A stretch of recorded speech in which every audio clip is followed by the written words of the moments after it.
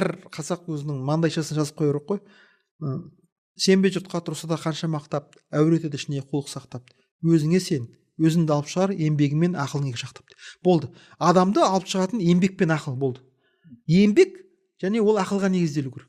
Сол кезде алмайтын қамалын, шықпайтын биігін болмайды өмірде. Біреуден бірдеңе дәмету дейді, ол дейді, адам сау, қулық сау, өнерсейіттің ісі дейді. Жалпы тойдан ақша дәмету, ол өнерсейіттің ісі негізінен.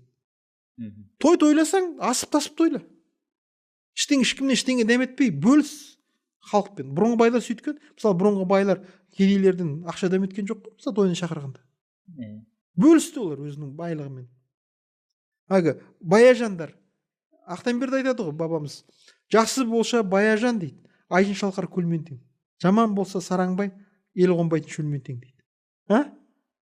Сонда анау жақсы байлар бұрын бөліседі екен байлығымен. Сонда шалқар көл дейді. Одан құс та ішеді, ит та ішеді, ат та ішеді, жылқы та ішеді, таусылмайды екен.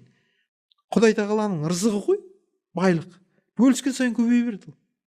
Сонда деген кезде тойла, саған кім не дейді? Ал егер өзің кедей болсаң, өзің жаңағыдай жарымай отырсаң, қалай тойлайсың сен?